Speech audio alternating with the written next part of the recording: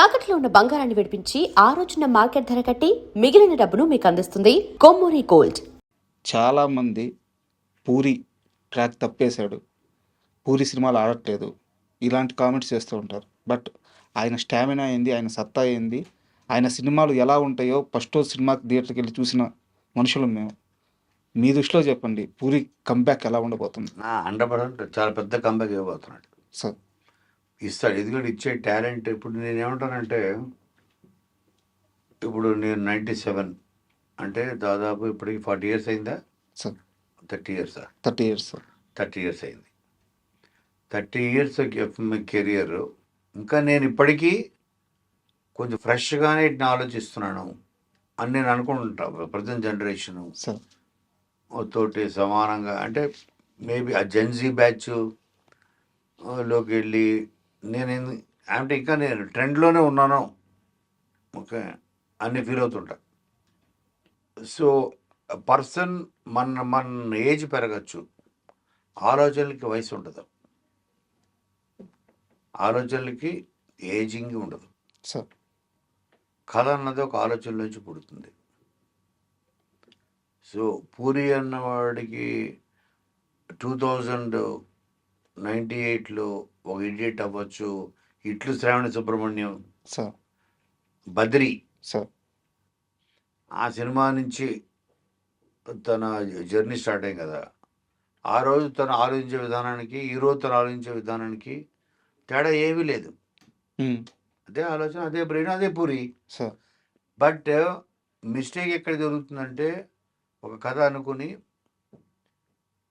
అప్పుడప్పుడు ఆ content wrong content నమ్మడము. Take off is right, but landing కరెక్ట్గా లేకపోతే సార్ మిస్ఫేర్ అయ్యే ఛాన్సులు ఉంటాయి.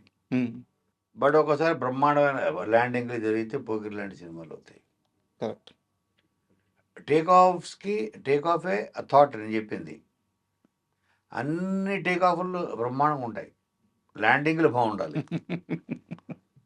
ల్యాండింగ్లు బాగాలేకపోతే క్రాష్ అవుద్ది, సార్ అంతే కదా. ల్యాండింగ్ బాగుంటే పోకిరి అవుద్ది, అంతే. సో తను అన్ని టేక్ ఆఫ్లు బాగుంటాయి, సార్ ప్రాపర్గా ప్రతిసారి క్రాష్ అవ్వాలని ఎక్కడ లేదు కదా. యాక్చువల్గా ఇదే మాట విజేంద్ర ప్రసాద్ గారు అన్నారు సార్. ఓహో. విజేంద్ర ప్రసాద్ గారు ఏమన్నారంటే, నీ థాట్ ప్రాసెస్ కానీ, నువ్వు తీసుకునే ఆ బేస్ లైన్ కానీ, ప్లాట్ మెయిన్ పాయింట్ కానీ అద్భుతంగా ఉంటాయి. ఎందుకో ఎక్కడో కథను చెప్పే విధానంలో ఏదో చుట్టేస్తున్నావా, ఈసారి నీ సినిమా కథ రెడీ అయినప్పుడు నాకు ఒక్కసారి చూపించు. ఎందుకంటే ఆయన వాల్పేపర్లో పూరి జగన్నాథ్ ఫోన్ వాల్పేపర్లో ఎప్పుడు పూరి జగన్నాథ్ ఫోటో ఉంటుంది అనమాట. 100%. నాకు ఇష్టమైన డైరెక్టర్ అయ్యా నువ్వు. పూరి అన్నవాడు ఒక డైరెక్టర్గానే చూడండి, నేను ఒక డైరెక్టర్ బెస్ట్ ఫ్రెండ్తో పాటు ఈజ్ ఏ ఫిలాసఫర్. సార్ తన పాడ్కాస్ట్లు వింటారు కదా మీరు? అవును సార్. Is a philosopher. ఎలాగైతే నేను ఎందరు చెప్పాను, రాము చాలా విషయాలకి అతీతుడు. సార్ ఒక ఆకలి, ఒక డబ్బు, ఒక సక్సెస్,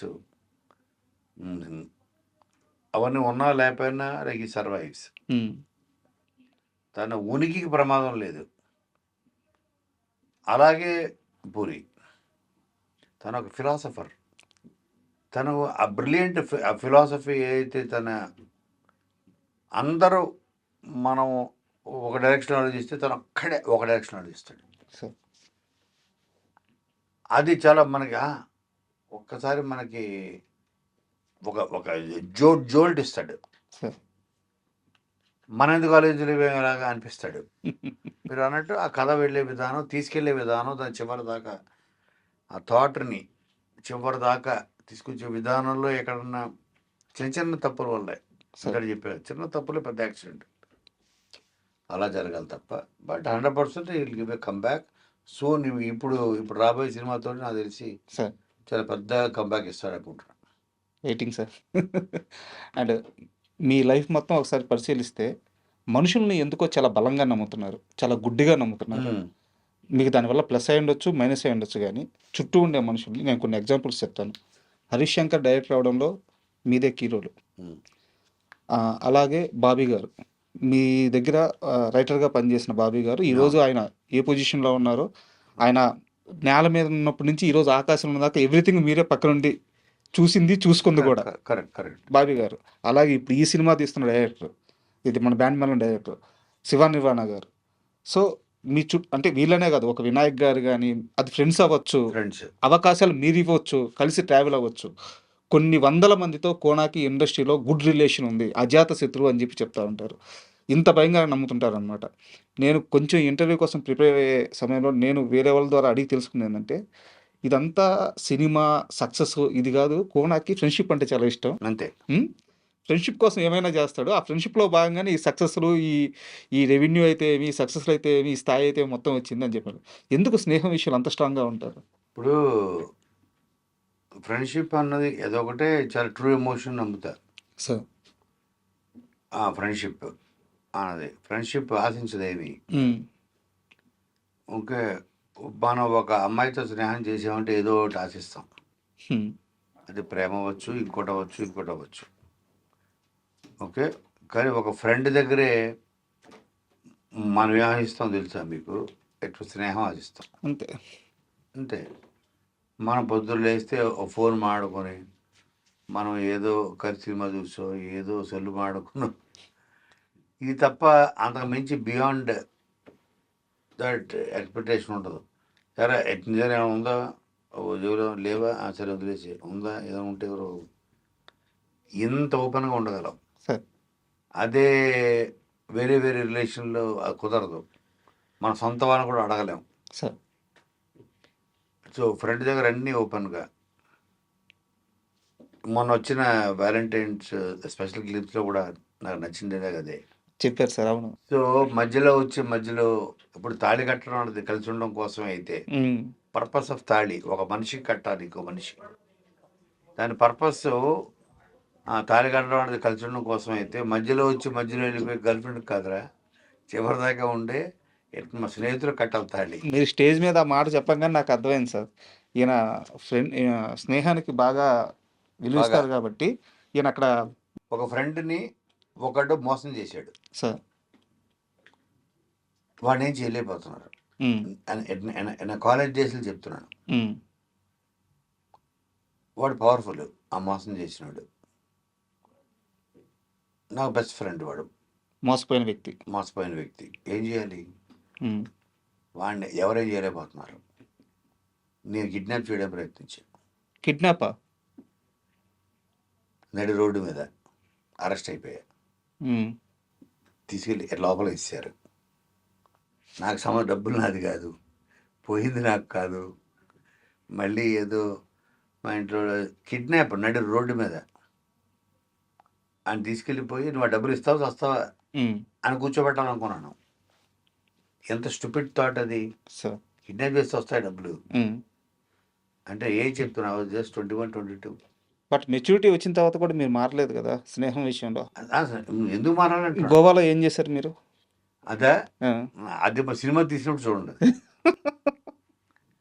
అది సినిమా తీసిన తర్వాత చెప్తా. గోవాలో కూడా చాలా పెద్ద సాహసం చేశారంట. అబ్బో, అది అదొక మైల్ స్టోన్ ఫిల్మ్ అవుతుంది నా మూవీ. True story. తీస్తారా ఖచ్చితంగా? 100% తీస్తా. 100%. నాకు తెలిసి నాకు బ్యాండ్ మేళం నాకు ఆ శక్తిని ఇస్తుంది. సూపర్. ఇస్తే 100%. దీంట్లో చాలా ఎమోషన్ ఉంటుంది. ఎండ్లో చివరికి ఏ తప్పు చేయలేదు సార్. బట్ దానివల్ల చాలా నేర్చుకొని చాలా కష్టాలు పడి, అది చాలా పెద్ద స్టోరీ అది. బట్ దాని ప్రతి మూమెంట్ నా లైఫ్లో జరిగిందే. ప్రతిదీ నేను టెన్షన్ అసలు అది హ్యాపెండ్ ఇన్ 1890. నాకు అప్పటికే MBA అయిపోయింది. సార్ అయిన ఇయర్ అయితే తీహార్ జైలుకి వెళ్ళేవాళ్ళు అంట. దొరుకుంటే అంతే. అంత పెద్ద క్రైమ్ చేశారా? అంటే ఎవ్రీథింగ్ ఇస్ ఫర్ ఫ్రెండ్షిప్. అది అలాంటి ఎన్నో ఉన్నాయి నా లైఫ్లో. అంత దారుణంగా ఇంట్లో కూడా అంటుంటారు మరి, అవతల ఫ్రెండ్ అనుకుంటే మనం వెళ్ళిపోతాం అంతే, ఎంత దూరం వెళ్ళిపోతాం. సార్ ఇంతమంది స్టార్స్తో వర్క్ చేశారు. బట్ మీరు ఎప్పుడైనా చెప్పేటప్పుడు ఒక జూనియర్ ఎన్టీఆర్ గారి గురించి మాత్రం చాలా ప్రత్యేకంగా మాట్లాడతారు. అంటే మీ రిలేషన్ కానీ, మీరు ఆయనతో ఒక 4 సినిమాలు వర్క్ చేశారు. సో ఆ బాండింగ్ కాస్త చెప్తారా? ఎలా సెట్ అయింది అని? అది చెప్పా కదా, అది ఎలాగ అంటే సాంబా హ్మ్. సాంబా నుంచి స్టార్ట్ అయింది. కొంతమంది కనెక్ట్ అవుతాం హ్మ్. పర్సనల్ లెవెల్లో. స్టారా కాదా ఇంకోట సెకండరీ. తారక్ స్టార్ కాకపోయినా నా ఫ్రెండ్షిప్ అంతే. హ్మ్. తారక్ అన్నోడు ఒక నార్మల్ హ్యూమన్ బీయింగ్, ఒక సాఫ్ట్వేర్ ఎంప్లాయీ అయినా నా పరిచయం అయ్యి ఉంటే నా ఎమోషన్ టువర్డ్స్ హిమ్ ఇంతే ఉంటుంది. సార్. తను స్టార్ అవడం వల్ల, పెద్ద స్టార్ అయిపోవడం వల్ల మాకు ఇంకా దూరం పెరిగింది. హ్మ్. దూరం పెరిగిన వచ్చేది నేను కలవట్లేదు. బిజీ అవ్వడం. మీరు బిజీ, ఆయన బిజీ అవ్వడం. హ్మ్. హ్మ్. Is too busy. హ్మ్. తర్వాత తను నెంబర్ ఆఫ్ ప్రాజెక్ట్స్ డిస్టర్బ్డ్, ఇది ఆ సినిమా ఇది అది వదిలే, మనం డిస్టర్బ్ చేయకూడదు. హ్మ్. నేను దూరంగా ఉండి కూడా నేను అతని దగ్గరగా ఉండగలను ఆలోచనలతోటి. సార్. తారక్ అయినా అంతే, పవన్ కళ్యాణ్ అయినా అంతే, సార్. ఇద్దరితోటి ఓకే. సో నా థాట్స్లో ఉన్నాడు కదా, సార్. పొద్దున్న లేస్తే సార్. థాట్స్లో ఉంటేనే చాలు, అతని స్నేహితుడి కింద లెక్క. మనం ఒకరిని గుర్తు చేసుకుని ఎలా ఉన్నాడో, ఏం చేస్తున్నాడో, పోలేదు అని బాగా జరగాలి అంటే అది కూడా స్నేహమే. సార్. పొద్దున్న లేచి గంట మాడుకొని సాయంత్రానికి కూర్చొని కలిసి కాఫీలు తాగి రోజులు గడిపితే స్నేహం అని కాదు.